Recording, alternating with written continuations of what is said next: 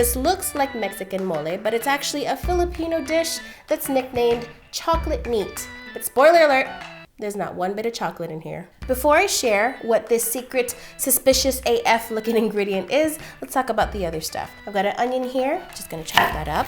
The name of this dish is called Dinuguan. It's a Filipino stew. Filipinos know what the secret ingredient is already. And it starts off like any great stew with some onion and garlic. I tend to prefer white onion in this dish. Chop up a bunch of garlic.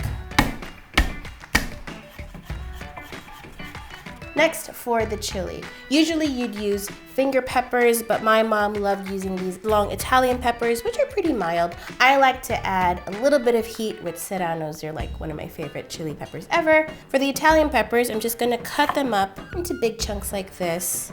These are gonna be thrown in almost at the end, so set these aside. In this pan here, just add a little bit of oil.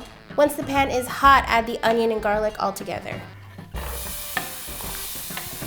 You don't need to necessarily brown it, you just want to sweat it out. This is the stage you want. It's a little bit tan, it's not too brown like I said. Now this is ready for our protein. So the choice of protein today is some pork. I've got pork butt, you can use pork belly. Sometimes people do a combination of intestines. I just cut this into little bite-sized pieces. Now just add it to the pan.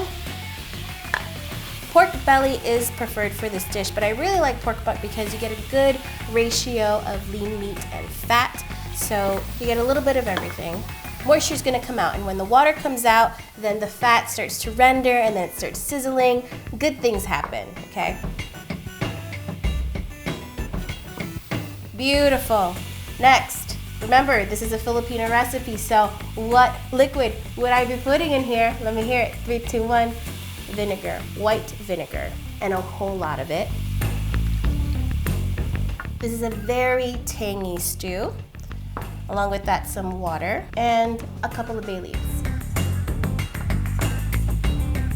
Reduce the heat to a simmer and just let this cook away for about 10 to 15 minutes. It is time for the mystery ingredient. Are you ready? It's blood. Pig's blood, to be exact. It might seem strange to add this to a stew, but this is what gives it that deep flavor and thickness. It's used in recipes all around the world. Think of blood sausage, right? Don't be afraid to try this. When you mix it up with everything, it tastes so rich and delicious. As you pour it in, the color starts to change immediately and it'll turn from that deep red to a dark chocolate. Keep stirring it for at least a minute. You don't want the blood to really clump up in one place, get coagulated and jellied. I'm really selling this dish, aren't I? For some saltiness, fish sauce. My mom used to add soy sauce, but I like the depth of fish sauce. And a little bit of salt and pepper.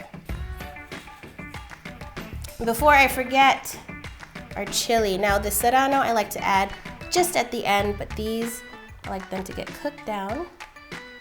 A bit. If it's too thick for you, like way past thick, it's like thaw. You can add a little bit more water to thin it out. After about 10 or 15 minutes, this is what you'll have. It's ready. The peppers have softened. It's nice and thick and ready for plating.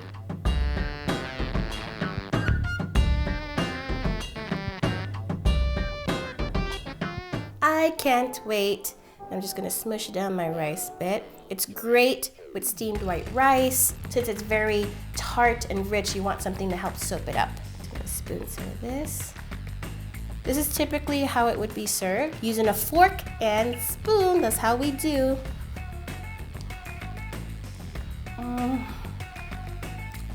It's comforting, and it is just bloody good. All right, I hope you guys give this a try. I'll see you next time. Bye.